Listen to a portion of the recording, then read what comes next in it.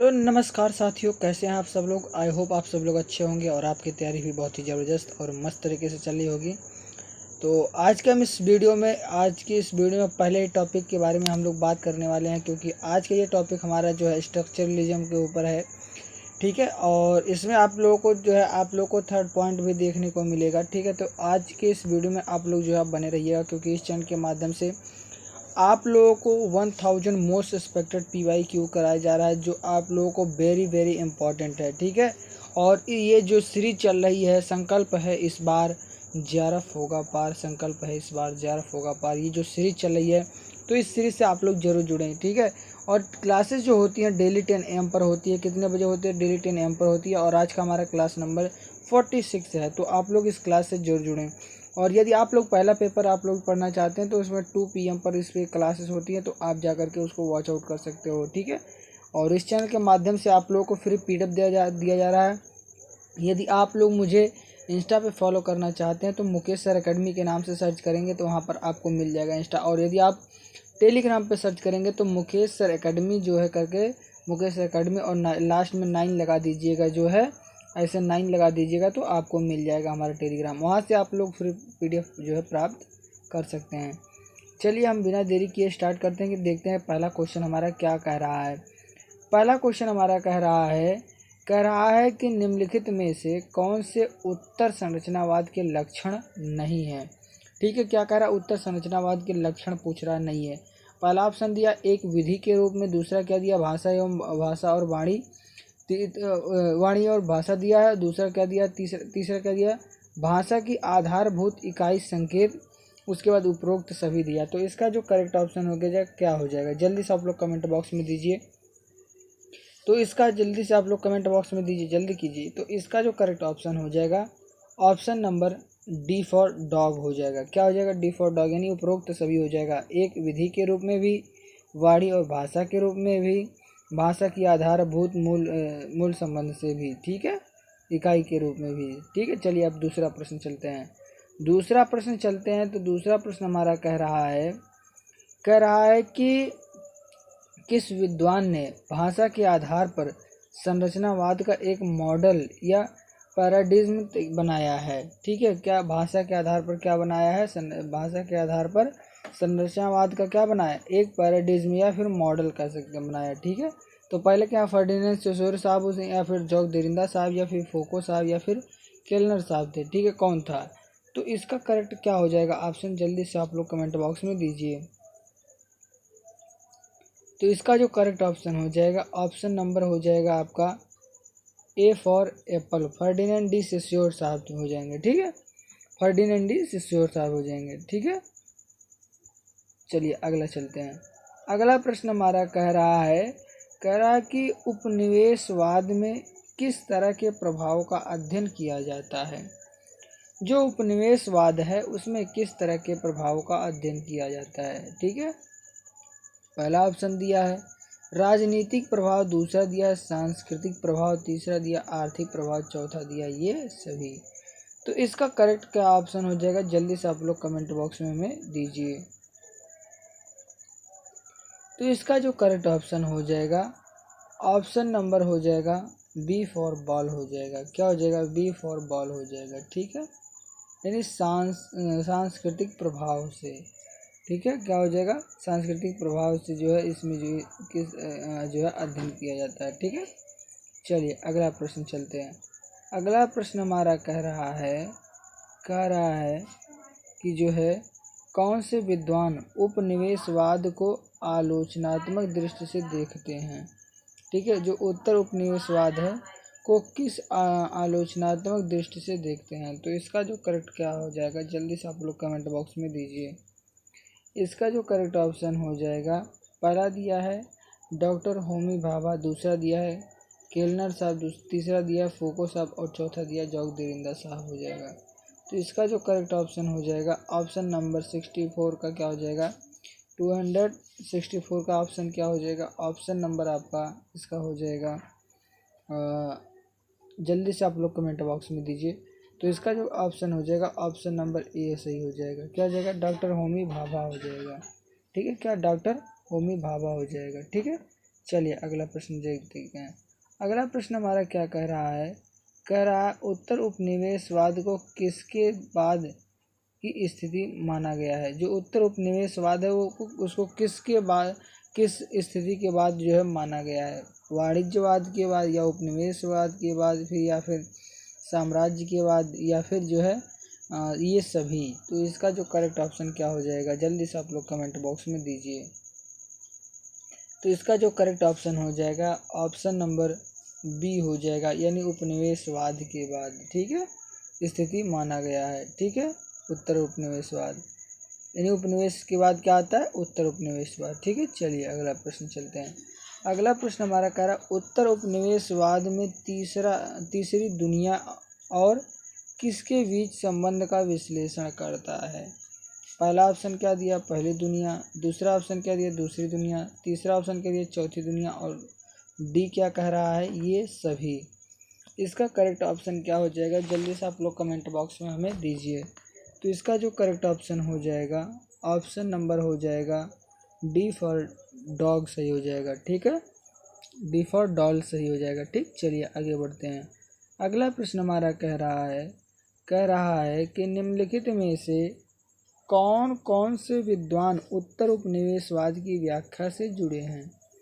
कौन कौन से विद्वान हैं जो ऐसे हैं जो उत्तर उपनिवेशवाद की व्याख्या से क्या हैं, जुड़े हुए हैं। पहले एडवर्ड सेड साहब हैं, डॉक्टर होमी भाभा साहब हैं, या फिर जो है गायत्री स्पिवाक जो हैं, या फिर जो है ये सभी हैं। इसका जो करेक्ट ऑप्शन क्या हो जाएगा, तो इसका जो करेक्ट ऑप्शन हो जाएगा ऑप्शन नंबर क्या हो जाएगा, आप लोग कमेंट बॉक्स में दीजिए। तब तक मैं आप लोग को बता दूं कि आप लोग यदि आप लोग जो है इंस्टाग्राम पे देखेंगे तो आप लोग मुकेश सर एकेडमी जो है आप सर्च कर सकते हैं।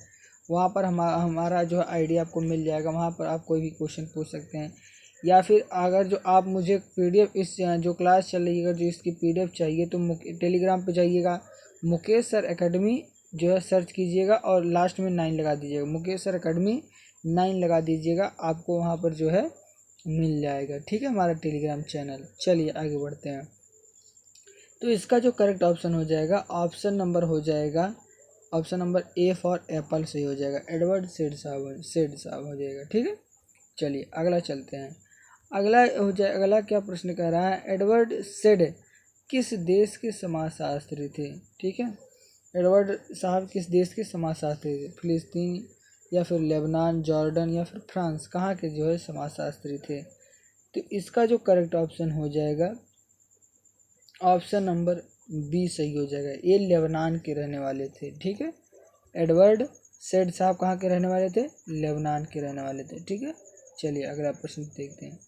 अब अगला प्रश्न हमारा क्या कह रहा है, कह रहा ओरिएंटलिज्म नामक पुस्तक के लेखक हैं। जो ओरिएंटलिज्म है उस पुस्तक के लेखक हैं, यानी कौन है उस पुस्तक के लेखक। तो पहला क्या दिया है, एडवर्ड सेड साहब दिया है, मिशेल फूको साहब दिया, पीरे बोर्दियू साहब दिया, या फिर हैबरमास साहब दिया है। तो इसका जो करेक्ट ऑप्शन हो जाएगा क्या हो जाएगा, जल्दी से आप लोग बताइए। तो इसका जो करेक्ट ऑप्शन हो जाएगा ओरिएंटलिज्म का नामक पुस्तक के जो लेखक हैं वे हैं हमारे जो है एडवर्ड सेड साहब हैं। कौन है, एडवर्ड सेड साहब हैं, ठीक है। चलिए अगला प्रश्न चलते हैं। अगला प्रश्न हमारा कह रहा है कि उत्तर संरचनावाद के माध्यम से उपनिवेशी संस्कृति के आधार पर प्राच्य और पाश्चात्य के आधार पर संस्कृतियों का अध्ययन किया, ठीक है। किसने किया था, हैबरमास साहब ने किया था, एंथोनी गिडेन साहब ने किया था, या एडवर्ड सेड साहब ने किया था, या मैनुअल कैस्टेल साहब थे, ठीक है, कैस्टेल साहब। कौन इसमें से जो है इस चीज़ का अध्ययन किया था, ठीक है, कौन अध्ययन किया था। तो इसका जो करेक्ट ऑप्शन हो जाएगा जल्दी से आप लोग कमेंट बॉक्स में हमें दीजिए। इसका जो करेक्ट ऑप्शन हो जाएगा जल्दी से आप लोग कमेंट बॉक्स में दीजिए, ठीक है, जल्दी से आप लोग कमेंट बॉक्स में दीजिए इसका आंसर दीजिए जल्दी कीजिए। तो इसका जो आंसर हो जाएगा आंसर नंबर आपका हो जाएगा सी फॉर कैरेट हो जाएगा, ठीक है, सी फॉर कैरेट से हो जाएगा। ठीक है, चलिए अगला चलते हैं। अगला प्रश्न हमारा कह रहा है, ये क्वेश्चन जो है आपका 271 नंबर का है। ठीक है, 271 नंबर का क्वेश्चन है, ध्यान दीजिएगा। ये कह रहा है यूरोप केंद्रित पूर्वाग्रह किस प्रकार की संस्कृति को दर्शाता है। जो यूरोप केंद्रित पूर्वाग्रह किस प्रकार की संस्कृति को क्या करता है, दर्शाता है, प्रकट करता है। ठीक है, पहला ऑप्शन क्या दिया है, पूर्वाग्रह की प्राच्य संस्कृति को देखना, समन्वय संस्कृति को, या फिर समृद्ध संस्कृति को, या पाश्चात्य संस्कृति की समृद्ध परंपरा को। ठीक है, तो इसमें से क्या ऑप्शन हो जाएगा। ठीक है, जल्दी से आप लोग कमेंट बॉक्स में दीजिए इसका आंसर। तो इसका आंसर देने से पहले यदि आप लोग टेलीग्राम पे या फिर जो है आप लोग जो है यदि आप यूट्यूब पे देख रहे हैं तो आप पहले आप सब्सक्राइब करें चैनल को। ठीक है, क्या करें, सब्सक्राइब करें। और जो है यदि इंस्टा पे देखेंगे तो मुकेश सर एकेडमी जो है सर्च करेंगे, और यदि आप टेलीग्राम पे जाएंगे फ्री पीडीएफ चाहते हैं तो आप मुकेश सर एकेडमी 9 लगा दीजिएगा, आपको फ्री में पीडीएफ मिल जाएगा। ठीक है, चलिए, तो इसका जो करेक्ट ऑप्शन हो जाएगा, ऑप्शन नंबर हो जाएगा ए सही हो जाएगा। क्या हो जाएगा, ऑप्शन नंबर ए सही हो जाएगा। ठीक है, चलिए आगे चलते हैं। अगला प्रश्न कह रहा है ये आपका नंबर है 72 नंबर है। क्या है, 72 नंबर। ठीक है, यूरोप केंद्रित पूर्वाग्रह किस प्रकार की संस्कृति को दर्शाता है। सॉरी, यहाँ पर जो है गड़बड़ हो गया, ये वाला क्वेश्चन जो है रॉन्ग हो गया। ठीक है, ये वाला क्वेश्चन जो है रॉन्ग हो गया। ठीक है, ये वाला क्वेश्चन 2 बार हो गया है। ठीक है, चलिए अगला प्रश्न चलते हैं।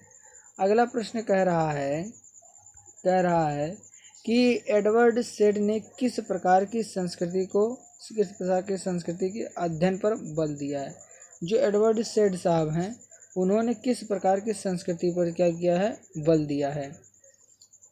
पहला क्या है, पाश्चात्य संस्कृति, दूसरा क्या है, प्राच्य संस्कृति, तीसरा क्या है, समन्वय संस्कृति, और उसके बाद चौथा क्या दिया, ये सभी। तो इसका जो करेक्ट ऑप्शन क्या हो जाएगा, जल्दी से आप लोग कमेंट बॉक्स में हमें दीजिए।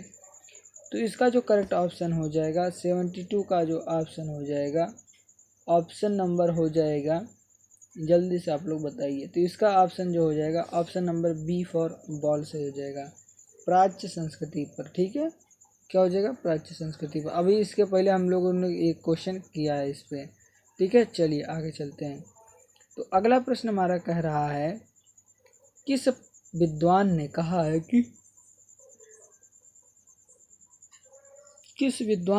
है कि पूर्व संस्कृतियों का अध्ययन अकादमिक उद्देश्यों के लिए नहीं बल्कि साम्राज्यवादी वर्चस्व को स्थापित करने के लिए किया गया है।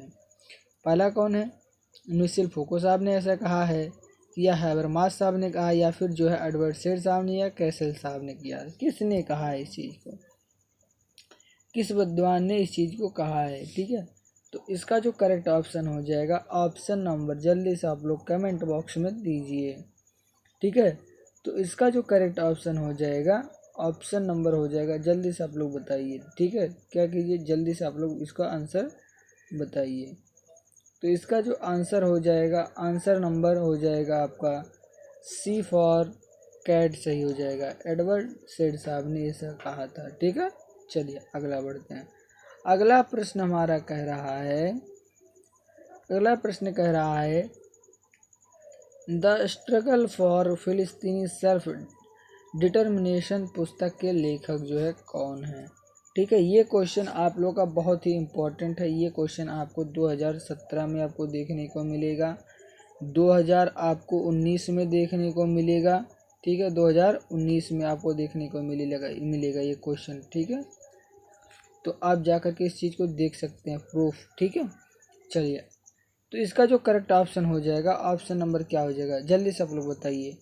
तो इसका जो करेक्ट ऑप्शन हो जाएगा, option number B for ball सही हो जाएगा, एडवर्ड सेड साहब हो जाएंगे। ठीक है, द स्ट्रगल फॉर फिलिस्तीनी सेल्फ डिटर्मिनेशन के पुस्तक के कौन लेखक, एडवर्ड सेड साहब हैं। ठीक है, चलिए अगला प्रश्न चलते हैं। अगला प्रश्न हमारा क्या कह रहा है, अगला प्रश्न हमारा कह रहा है कि एडवर्ड सेड ने किस मध्य पूर्व देश को जो है अध्ययन किया था, फिलिस्तीन का, या फिर सीरिया का, या फिर इराक का, या फिर ईरान का। ठीक है, किस देश का इन्होंने अध्ययन किया था। तो इसका जो करेक्ट ऑप्शन हो जाएगा, ऑप्शन नंबर क्या हो जाएगा, जल्दी बताइए आप। तो इसका जो करेक्ट ऑप्शन हो जाएगा, ऑप्शन नंबर ए सही हो जाएगा। ठीक है, इन्होंने फिलिस्तीन का जो है अध्ययन किया था। ठीक है, चलिए अगला चलते हैं। अगला प्रश्न हमारा क्या कह रहा है, कह रहा है द क्वेश्चन ऑफ पैलेस्टाइन पुस्तक का जो है लेखक कौन है। ठीक है, तो पहला क्या दिया, एडवर्ड सेड साहब दिया है, मिशेल फूको साहब दिया है, डॉक्टर होमी भाभा ने दिया, या फिर भाभा की है, या फिर केलनर की है। किसकी पुस्तक है ये, जल्दी से इसका आंसर दीजिए भाई, जल्दी से इसका आंसर दीजिए। तो इसका जो आंसर हो जाएगा आपका, आंसर नंबर हो जाएगा, जल्दी दीजिए इसका जो आंसर।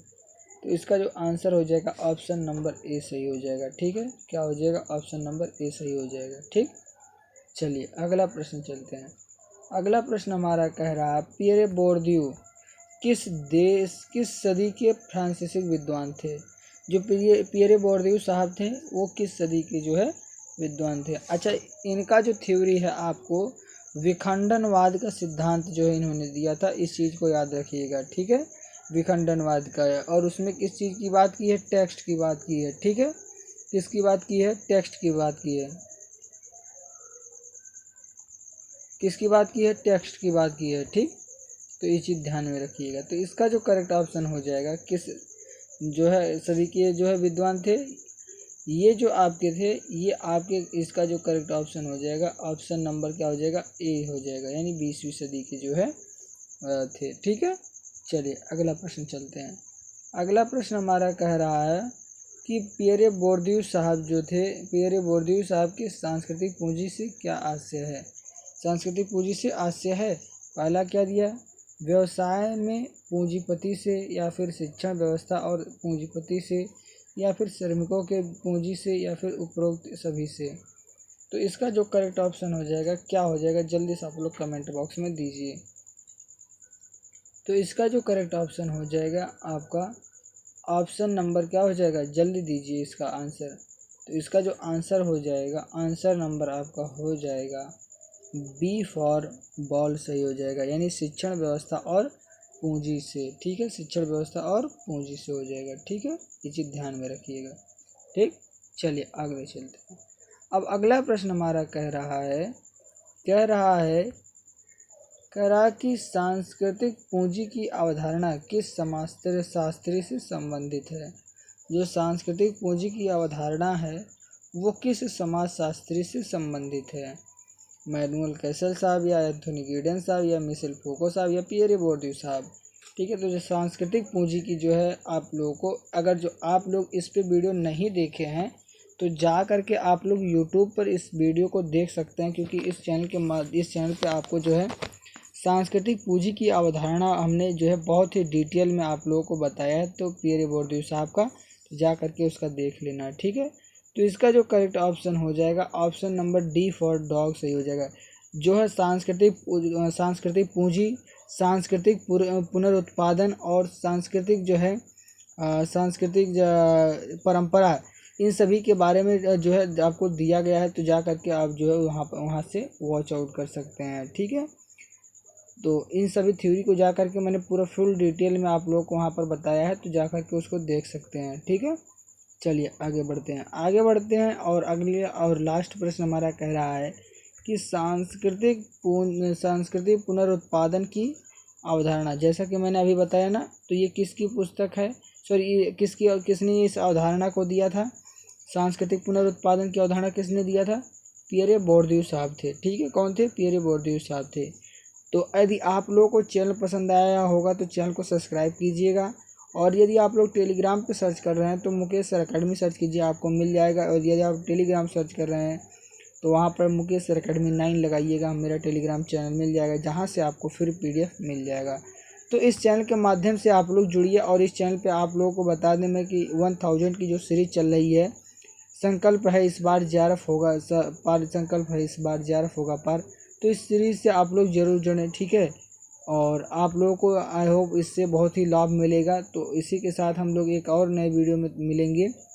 ठीक है, और आज की ये ध्यान रखिएगा कि कुछ लोग ऊपर से थंबनेल लिखते हैं, क्लास नहीं देखते हैं कि कौन सा क्लास है।